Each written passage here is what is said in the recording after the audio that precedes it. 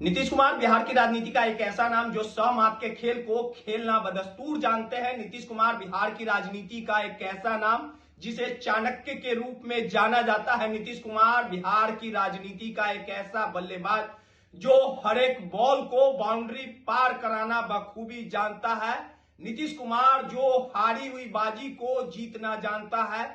नीतीश कुमार बिहार की राजनीति का एक ऐसा योद्धा, भले ही जिसकी जेडीयू आंकड़ों में संख्या में कम हो, लेकिन सत्ता का साम्राज्य आखिरकार नीतीश कुमार के पास ही रहेगा। कुछ इसी तरह की वस्तुस्थिति बिहार में 2 दशकों तक नीतीश कुमार के इर्द गिर्द घूमते आ रही है और 2 दशकों से बिहार का साम्राज्य नीतीश कुमार संभालते आ रहे हैं। और इसी कड़ी में जेडीयू की विरासत किसके हाथों होगी, और इसी को लेकर नीतीश कुमार ने बड़ा गेम प्लान किया है। यानी नीतीश कुमार उम्र के इस पड़ाव में भी आके, आपको पता है कि 2025 के विधानसभा चुनाव ने लगातार नीतीश कुमार के मानसिक संतुलन को लेकर, नीतीश कुमार के बढ़ते उम्र को लेकर लगातार विपक्ष यानी उनका भतीजा आरोप लगा रहा था, उनकी कार्यशैली पर सवाल खड़ा कर रहा था, लगातार चुनाव के दौरान इस तरह की बातें कह रहा था कि नीतीश कुमार से अब बिहार संभलने वाला नहीं है। लेकिन 2025 के चुनावी अखाड़े में नीतीश कुमार ने जो प्रचंड जीत हासिल की और एनडीए 202 का आंकड़ा छूने का काम किया, और इसी कड़ी में बिहार की सियासत में बड़ा उलटफेर हो रहा है। और आखिरकार जिस नीतीश कुमार की मानसिक संतुलन पर सवाल उठाया जाता है, लेकिन नीतीश कुमार बिहार की राजनीति के शतरंज के विषाद को बिछाना बखूबी जानते हैं।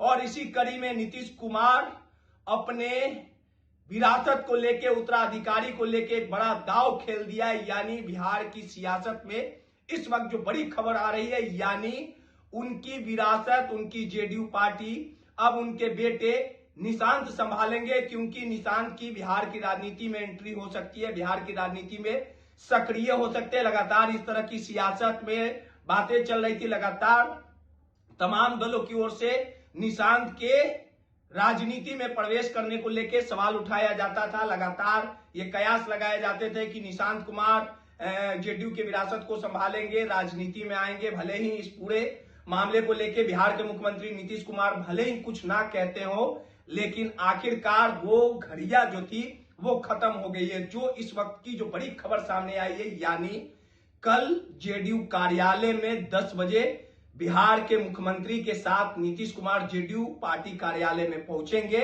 और तमाम जेडीयू के बड़े आला कमान नेताओं के सामने निशांत कुमार को जेडीयू की सदस्यता दी जा सकती है। यानी अब फ्रंट से बल्लेबाजी पिता नीतीश कुमार के साथ निशांत कुमार करेंगे।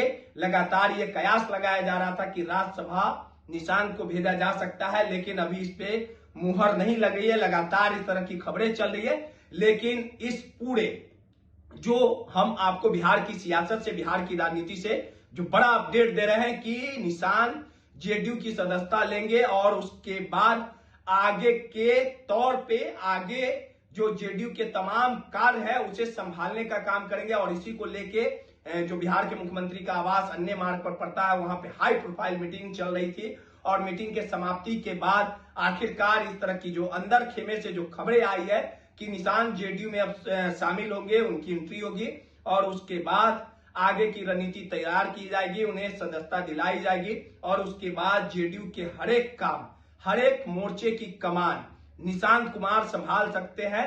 और अब इस पूरे जो फैसले के बाद इस तरह की भी जो बातें सामने आ रही है कि निशांत को राज्यसभा भेजा जा सकता था, लेकिन बिहार के मुख्यमंत्री नीतीश कुमार राज्यसभा जा सकते हैं, बिहार दिल्ली की ओर रुख कर सकते। अभी इस पे किसी तरह की जो कंफर्मेशन है वो नहीं हो पाई है, लेकिन इतना जरूर तय है कि निशांत की जेडीयू में जो सक्रियता है वो हो रही है, जेडीयू में उनकी एंट्री हो रही है। यानी बिहार के मुख्यमंत्री नीतीश कुमार ने बढ़ते उम्र के बाद भी हर एक प्लान को सेट कर दिया है। यानी जेडीयू के विरासत को, जेडीयू के उत्तराधिकारी यानी नीतीश कुमार ने अपने उत्तराधिकारी के तौर पे निशांत को, अपने बेटे को उतारने का निर्णय ले लिया। हमारे पीटीए समाचार के लिए रोहित कुमार की रिपोर्ट।